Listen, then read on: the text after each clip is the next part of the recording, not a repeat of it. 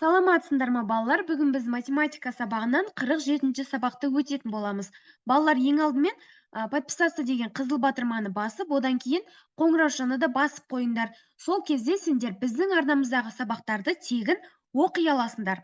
Балалар, сонымен қатар біздің арнамызда математикадан басқа ағылшын тілінің сабақтары шығып отыратын болады. Сол үшін біздің арнамыздағы видеоларды қапы қалмай, жіберіп алмай, қарап отыруларыңды өтінемін. Балалар, сабағымызды бастайық. Сабағымыздың тақырыбы санның квадраты, саябақтар мен гүлбақтар. Сен санның квадратын 1/2 көбейткіштің көбейтіндісі ретінде ұғынуды үйренесің. Бірінші есеп. Талғат Астанадағы шахматшылар саябағына барды. Ол шахмат тақтасының шаршы пішінді болатынын білді. Оған тақтадағы кіші шаршылардың санын анықтауға көмектес дейді. Балалар, біз мына жерде көріп тұрмыз, иә? Бізде бұл жерде шахмат бейнеленген, иә? Яғни бұл жерде бізде кіші шаршылардың мына жерде тұрған санын анықтауымыз керек біз, иә? Яғни бұл жерде 1, 2, 2, 3, иә? 4, 5, 6, 7, 8, сол жақтан оң жаққа қарай 8 кіші шаршы берілген, ал жоғарыдан төмен қарай да 8 шаршы берілген екен, иә, балалар? Кіші шаршы берілген екен. Енді біз бұлардың санын анықтау үшін біз не істеуіміз керекпіз? Иә, дұрыс айтасыңдар, балалар. Бұл жерде біз екі жолмен шығара алады екенбіз, иә? Есептеуді астында жазылып тұр екен. Есептеуді қосудың көмегімен жазуға бола ма? Көбейтудің көмегімен ше? Сен қандай 1/2 көбейткішті жазасың дейді. Яғни, балалар, бірінші біз 8-ді 8-ге 8 рет қосып, біз санын таба алады екенбіз, иә? Бұл жерде, балалар, яғни 8 қосу 8, қосу 8, қосу 8, қосу 8, қосу 8, қосу 8, қосу 8. Яғни 8 рет 8 санын бір-біріне қосқан кезде 64 шығады екен, иә? Яғни осылай кіші шаршының санын анықтауға болады. Немесе, балалар, бізде квадрат дегенді бар, иә? Яғни 8-дің квадрат дегеніміз біз 8-ді өз-өзіне 2 рет қосу дегенді білдіреді екен. Яғни бұлай шығарсақ болады.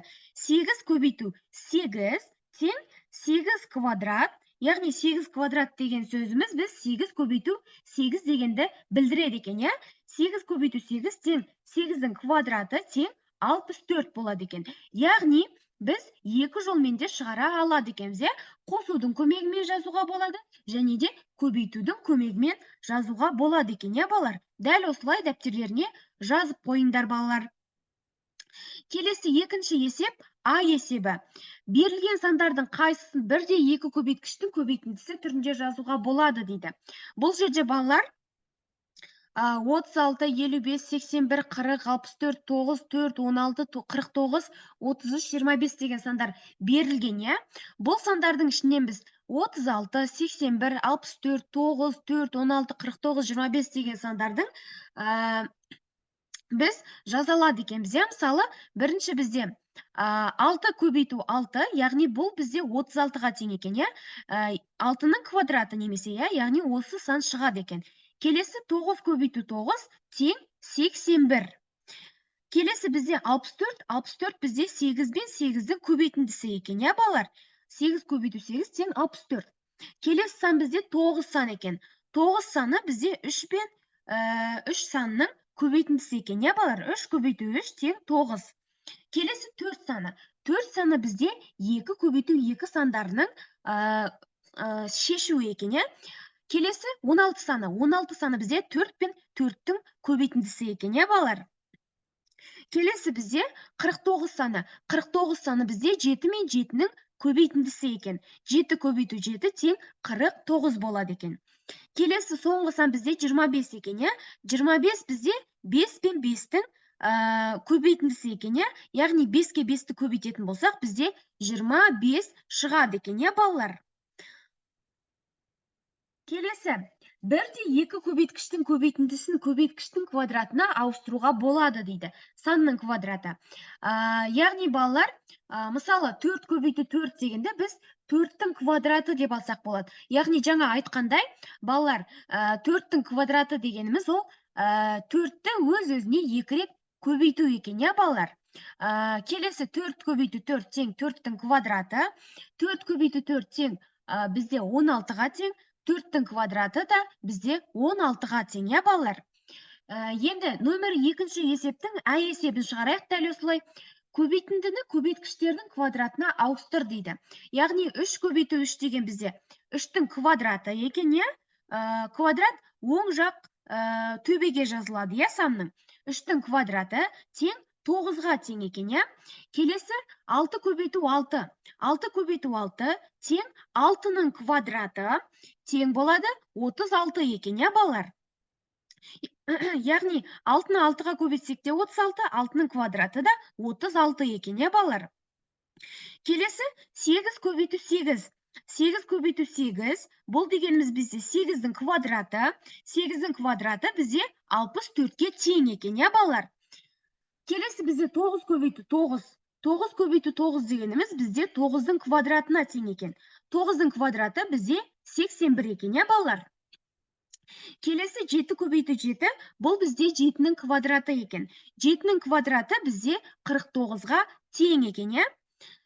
Келесі 5 көбейту 5. 5 көбейту 5 бізде 5-тің квадратына тең. Ал 5-тің квадраты бізде 25 екен, иә, балалар? Келесі 2 көбейту 2. Бұл бізде 2-дің 2 дегеніміз бізде 2-нің квадраты екен, иә? Яғни 2-нің квадраты бізде 4-ке тең екен, иә, балалар? Келесі бізде 3-ші есеп. Сандардың квадраты нешеге тең екенін жаз дейді. А. Жұп сандардың квадратын өсу ретіне қарай жаз. Тақ сандардың квадратын кему ретіне қарай жаз дейді, балалар. Енді, балалар, бұл жерде біз бірінші көріп тұрғанымыздай 1, 2, 3, 4, 5, 6, 7, 8, 9, 10-ға дейін бар, иә? Енді жоғарыдан төмен қарай 1, 2, 3, 4, 5, 6, 7, 8, 9, 10-ға дейін бар екен, иә? Енді бұл жерде, мысалы, 1-дің 1 квадраты 1, 2-нің 2 квадраты 4 деп берілген, иә? Енді осы бойынша жұп сандардың квадратын өсу ретімен, тақ сандардың квадратын кему ретімен жазуымыз керек екен, балалар. Балалар, жұп сандар өздерің білетіндей 2, 4, 6, 8, 10 деген сандар болады, иә? Енді осы сандардың квадратын біз өсу ретімен жазуымыз керекпіз. Бірінші 2-нің квадраты 4, 4-тің квадраты 16, 6-нің квадраты 36, 8-дің квадраты 64, 10-нің квадраты бізде 100 екен, иә? Бұл А есебі. Енді А есебі тақ сандардың квадратын кему ретімен жазуымыз керекпіз. Яғни 9, 7, 5, 3, 1 деген сандар бізде тақ сандар, иә? Сол сандардың квадратын біз кему ретімен жазуымыз керекпіз. Бұл былай болады. 9-дың квадраты тең 81, 7-нің квадраты тең 49, 5-тің квадраты тең 25, 3-тің квадраты тең 9, 1-дің квадраты тең 1 екен, иә, балалар? Енді осы сандардың квадратымен тапсырмалар құрастырып жаз дейді. Мысалы, балалар, мынандай тапсырма құрастырсақ болады. 3-тің квадраты плюс 6-нің квадраты тең 3-тің квадраты бізде 9, 6-нің квадраты бізде 36. 9 қосу 36 тең 45. Енді екінші есебі 5 квадрат плюс 2-нің квадраты. Тең 5-тің квадраты бізде 25 қосылған, 2-нің квадраты бізде 4 екен, иә? Сонда бізде 29 шығады екен, иә, балалар? Келесі есеп, балалар, бізде 4-ші есеп. Сандардың квадратын 1-де 2 көбейткіштің көбейтіндісінде ауыстырып, оларды есепте дейді. Яғни, балалар, 4-тің квадраты дегенді, мысалы, біз 4 көбейту 4 деп ауыстырып жазуымыз керек, иә? Мысалы, А есебіндегі бірінші есеп. Жақшаның ішінде 4-тің квадраты қосылған 8-дің квадраты, жақша жабылған, азайтылған 10. Тең болады бізде 4-тің квадраты дегеніміз бізде 4-тің квадраты бізде 4 көбейтілген 4 дегенді білдіреді, иә? Қосылған. 8-дің квадраты деген бізде 8 көбейтілген 8 дегенді білдіреді екен. Жақша жабылады, минус 10, иә? Тең 4 көбейтілген 4 бізде 16, иә? Қосылған 8 көбейтілген 8 бізде 64-ті білдіреді. Ол жақшаның ішінде жазылып, минус 10 жазылады қайтадан, иә? Келесі тең 16-ға 64-ті қосатын болсақ, тең 80 шығады, иә? Енді 80-нен азайтамыз 10-ды. Сонда бізде 70 деген жауап шығады екен, иә? Келесі 10 жақшаның ішінде 10 квадраты қосылған 9-дың квадраты. Жақша жабылған қосылған 220. Тең болады. Жақшаның ішінде 10 көбейтілген 10, бұл 10 көбейтілген 10 деген бізде 10-ның квадраты, иә? 9-дың квадраты бізде қосылған 9 көбейтілген 9 жазылады. Жақша жабылады, қосылған 220. Енді тең 10-ды 10-ға көбейтсек бізде 100 шығады, жақшаның ішінде жазамыз. Жақша ашылған 100 қосылған 9-ға көбейтіндісі бізде 81 шығады, иә? Жақшаны жабамыз, енді қосылған 220 жазылады. Тең бізде 100-ге 81-ді қоссаң 181, оған қосасын 220-ны, 181-ді сонда 220-ға қосқан кезде бізде 401 деген сан шығады екен, иә? Келесі 7-нің квадраты қосылған 9-дың квадраты қосылған 3-тің квадраты. 7-нің квадраты бізде 7 көбейтілген 7, 9-дың квадраты бізде 9 көбейтілген 9, оған қосамыз, 3-тің квадраты бізде 3 көбейтілген 3 екен, иә балар? Енді 7-нің 7-ге көбейтіндісі бізде 49, оған қосамыз, 9-дың көбейтілген 9 бізде 81 шығады, иә? Оған қосамыз, 3 көбейтілген 3 бізде 9, иә? Сонда 49 қосылған 81 қосылған 9 тең болады. Бізде осының барлығын қосқан кезде бізде 139 деген сан шығады екен, иә балар? Келесі 1 көбейтілген жақша ішінде 10 квадрат қосылған 7 квадрат. Тең 1 көбейтілген 10 квадрат дегеніміз 10 көбейтілген 10, қосамыз 7-нің квадраты бізде 7 көбейтілген 7. Енді 1 көбейтілген жазылады, жақшаның ішінде 10-ды 10-ға көбейтсек бізде 100 шығады екен, қосамыз 7-ні 7-ге көбейтсек 49 шығады. Енді 1 көбейтілген 100-ге 49-ды қосамыз 149 екен, иә? 1-ді 149-ға көбейткенде 149-дың өзі шығады екен, иә балалар? Келесі 9 квадрат азайтылған 3-тің квадраты қосылған 7-нің квадраты. Бұл бізде балалар 9-дың квадраты дегеніміз 9 көбейтілген 9, азайтамыз, азайту 3-тің квадраты бізде 3 көбейтілген 3 екен, иә? Оған қосамыз, 7-нің квадраты бізде 7 көбейтілген 7 дегенді білдіреді екен. Енді 9-дың көбейтілген 9-ды 9-ға көбейтсек бізде 81 шығады екен. Одан азайтамыз, 3-ті 3-ке көбейтсек бізде 9 шығады екен, иә? Қосамыз, 7-нің 7-ге көбейтіндісі бізде 49, иә? Енді 81 азайтылған 9 қосылған 49 бізде 121 деген сан шығады екен, иә балалар? Келесі 2-нің квадраты қосылған жақшы ішінде 1000 азайтылған 9-дың квадраты. Жақша жабылған. Тең бізде 2-нің квадраты дегеніміз 2 көбейтілген 2 дегенді білдіреді. Оған қосамыз, жақшы ішінде 1000 өзі жазылады. Азайтамыз 9-дың квадраты 9 көбейтілген 9 дегенді білдіреді екен, иә? Енді тең деп жазамыз. 2-ні 2-ге көбейтсек бізде 4 шығады. 4 қосылған, иә? 4 қосылған, жақшаның ішінде бізде 1000 жазылады өзі, азайтылған 9-дың 9-ға көбейтіндісі бізде 81 екен, иә? Енді тең дейміз, 4 қосылған, 1000-нан 81-ді азайтсақ 919 шығады екен. 4-ке 919-ды қоссақ бізде 923 деген сан шығады екен, иә балалар? Келесі бізде балалар, осы есептің есебі 6-нің квадраты қосылған жақша ішінде 8 квадрат қосу 136 тең болады.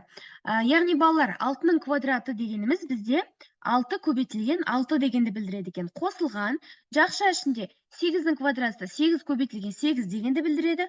Қосылған 136. Енді тең дейміз, 6 көбейтілген 6 бізде 36, қосамыз, иә? Жақша ішінде 8 көбейтілген 8 бізде 64 шығады, қосылған 136 екен. Енді бізде мынандай есеп шықты, иә? 36 қосылған, жақшы ішінде 64 қосу 136. Тең, енді 36 қосылғанды өзін жазып қоямыз. 64-ті 136-ға қосатын болсақ, бізде 200 деген сан шығады екен. Енді 36-ға біз 200-ді қоссақ, 236 деген сан шығады екен, иә? Яғни жауабы 236. Келесі, 3 квадрат қосылған жақша ішінде 6 квадрат минус 4-тің квадраты. Бұл бізде былай шығады. Тең 3-тің квадраты дегеніміз бізде 3 көбейтілген 3. Қосамыз. Жақша ішінде 6-ның квадраты дегеніміз 6 көбейтілген 6. Азайтамыз. 4-тің квадраты дегеніміз бізде 4 көбейтілген 4 екен, жақша жабылады. Тең 3 көбейтілген 3 бізде 9 деген сан шығады, 3-ті 3-ке көбейткенде қосамыз. Жақша ішінде 6 көбейтілген 6 бізде 36 деген сан шығады екен. Азайтамыз, азайту белгісі тұр мына жерде. 4-ті 4-ке көбейтеміз, 16 шығады екен, Енді жақша жабылады, тең 9 қосылған өзі жазылады. 36-тан 16-ны азайсақ, бізде 20 шығады, 9-ға 20-ны қосқанда бізде 29 деген сан шығады екен. Келесі 5 квадрат қосылған 10 квадрат қосылған 2. Тең, бізде 5-тің квадраты 5 көбейтілген 5. Қосамыз, қосу белгісі тұр, 10-ның квадраты бізде 10 көбейтілген 10. Оған қосамыз 2 санын. Тең болады бізде 5-ті 5-ке көбейтсең 25. Қосасың, 10-ды 10-ға көбейтсең 100 шығады, Оған қосамыз 2 санын, балар. Енді 25-ке 100-ді қоссаң 125, оған 2-ні қоссақ, бізде 127 деген жауабы шығады екен, балалар. Келесі 10 квадрат азайтылған, жақша ішінде 2 квадрат қосылған 3 квадрат. Бұл есеп былай шығады. Тең, 10-ның квадраты бізде 10 көбейтілген 10, азайту, жақша ішінде 2-ның квадраты дегеніміз 2 көбейтілген 2, қосу белгісі тұр, қосу жазамыз, 3-тің квадраты бізде 3 көбейтілген 3 екен.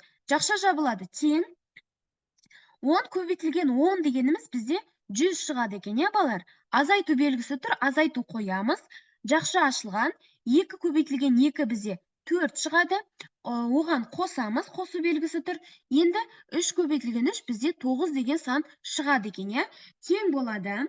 100 азайту деген санды өзін жазып қоямыз. 4-ке 9-ды қоссақ 13 шығады екен, Енді 100-ден 13-ті азайтатын болсақ, бізде 87 деген сан шығады екен, балар. Келесі бізде 10 көбейтілген, жақшы ішінде 3 квадрат минус 1 квадрат деген есеп. Тең болады, 10 көбейту өзі жазылады. Жақшы ішінде 3 квадрат дегеніміз бізде 3 көбейтілген 3. Азайтамыз, 1-дің квадраты дегенді біз 1 көбейтілген 1 деп жазамыз, Жақша жабылады, тең, 10 көбейту өзі жазылады.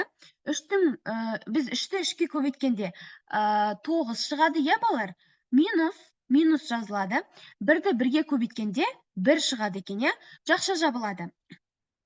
Кейін 10-ның өзін жазамыз. 10 көбейтілген 9-дан 1-ді азайтамыз, бізде 8 шығады екен, балар. Енді 10-ды 8-ге көбейткенде бізде 80 деген сан шығады екен, яғни жауабы 80 болады. Келесі 9 квадрат қосылған, жақша ішінде 7-ның квадраты минус 15. Тең, бізде 9-ның квадраты дегеніміз 9 көбейтілген 9 дегенді білдіреді. Қосылған, жақша ішінде 7-ның квадраты бізде 7 көбейтілген 7, азайту 15 дегенді өзін жазамыз. Азайту 15. Жақша жабылады, тең, 9 көбейтілген 9 бізде 81-ге тең, қосу белгісін жазамыз.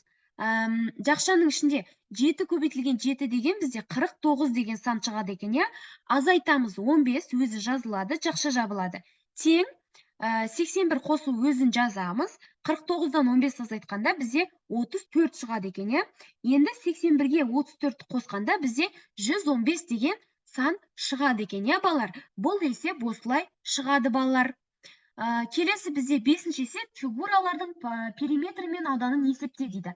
Яғни, балалар, бірінші бізде көріп тұрғандарындай, бұл жерде шаршы берілген, А, Б, С-ді шаршысы. Бұл жерде әр қайсының ұзындығы бұл жерде А бізде 3 сантиметрге тең, Б бізде 3 сантиметрге тең, Бірінші периметрін табу үшін біз мынандай формуланы қолданады екенбіз. Периметр тең А көбейтілген 2 қосылған Б көбейтілген 2. Енді бұл жерде А дегеніміз бізде ұзындығы, яғни 3 сантиметрге тең екен. Б дегеніміз ені бізде 3 сантиметрге тең екен. Енді периметрін табу үшін А-ның орнына, Б-ның орнына өз сандарын қойып жазамыз, Периметр тең 3 көбейтілген 2 қосылған 3 көбейтілген 2. Тең болады бізде, балалар, 3-ті 2-ге көбейтсек 6, қосамыз 3-ті 2-ге көбейтсек 6, яғни 6 қосылған 6 тең 12. Сонымен балалар, бұл фигураның, яғни шаршының периметрі 12-ге тең екен, балалар. Енді ауданын табайық, осы есеп, осы шаршының. Біз фигураның ауданын табу үшін S тең, яғни аудан тең А көбейтілген Б деген формуланы қолданамыз. Бұл жерде А, яғни ұзындығы бізде 3 сантиметрге тең, ені 3 сантиметрге тең, яғни Б тең 3 сантиметр. Енді әр қайсының өз орнына қойып жазған кезде бізде 3 көбейтілген 3 тең болады 9 квадрат сантиметр шығады екен. Яғни ауданы бізде 9 квадрат сантиметрге тең екен, балалар. Енді екінші фигураны қарастырайық. Бұл жерде бізде ұзындығы 6 сантиметр екен, ені 2 сантиметрге тең екен. Енді бұның периметрін табу үшін бізде жаңағындай формуланы қолданамыз. Бұл жерде А тең 6 сантиметр, яғни ұзындығы 6 сантиметрге тең, ені 2 сантиметрге тең екен. Енді А мен Б-ны орнына, жаңағы формуланың орнында қойып жазамыз. Сонда бізде мынандай есеп шығады. 6 көбейтілген 2 қосылған 2 көбейтілген 2 тең болады. 6-ны 2-ге көбейтсең 12, қосылған 2 көбейтілген 2 бізде 4 екен. Сонда 12-ге 4-ті қосақ 16 сантиметр шығады екен. Яғни периметрі бізде 16 сантиметрге тең екен бұл фигураның. Енді осы есептің ауданын табайық. Ауданы S тең А көбейтілген Б формуласы дәл сондай. Бұл жерде ұзындығы 6 сантиметр, ені 2 сантиметр, дәл солай. Енді бұл жерде ұзындығы мен ені көбейтіледі. 6 көбейтілген 2 тең болады 12 квадрат сантиметр. Яғни бұл есепте периметрі 16 сантиметрге, ал ауданы 12 квадрат сантиметрге тең екен, балалар. Келесі 6-шы есеп. Ілияс өрнектің мәнін амалдар бойынша есептеді. Оның қандай өрнектің мәнін тапқанын анықта дейді. Яғни А есебі бұл жерде біріншісінде 30 көбейтілген 5 деп тұр, екіншісінде 36 қосылған 150 деп тұр. Яғни балалар, бұл есеп бұлай шығады. Бірінші 30 көбейтілген 5 тең 150, екіншісі 36 қосылған 150 тең 186. Яғни бұл жерде бастапқы есеп мынандай болған. 36 қосу 30 көбейтілген 5 тең 186. Өздерің білетіндей, балалар, көбейту бізде бірінші орындалады. Сол себепті 30 көбейтілген 5 деп жазылған, одан кейін 150 шықты. Содан кейін 36 қосылған 150 деген есеп шыққан. Сонда 186 деген жауап болады екен. Келесі Ә есебінде бізде бірінші 459 қосу 12, екінші 471 азайтылған 47. Бұл жерде балалар, бірінші 459-ды 12-ге қосқанда 471, 471-ден азайтамыз 47-ні 424 шығады екен. Бастапқы есеп бұл жерде мынандай болған екен. 459 қосылған 12 азайтылған 47. Дәл осылай шығады екен, балалар. Келесі Б, бірінші бізде 6 қосылған 3, бұл бізде 9 шығады екен. 9 көбейтілген 4, бұл жерде бізде 36 шығады екен. Үшіншісінде бізде 36 азайтылған 6 тең 30 шығады екен. Бастапқы есебі бұл жердегі 6 қосылған 3 жақшаның ішінде жазылады. Және де көбейтілген 4 деп шығады, балалар. Сосын азайтылған 6 болады екен. Енді бұл жерде бірінші жақшаның ішіндегі бірінші орындалады. 6 қосылған 3, 9 болады. Одан кейін жақшаның сыртындағы көбейту бірінші орындалады. 9 көбейтілген 4, екінші орындалып тұр. 36 шығып тұр. Енді азайту ең соңғы орындалады екен. 36 азайтылған 6 тең 30 болады екен. Сонда жауабы дұрыс шығады екен, балалар.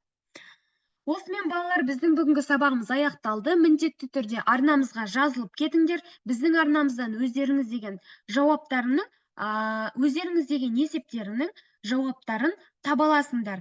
Міндетті түрде қоңыраушаны басып, подписация ету деген батырманы да басып кетуді ұмытпаңдар. Сендерге сабақта сәттілік тілейміз. Сау саламатта болыңдар.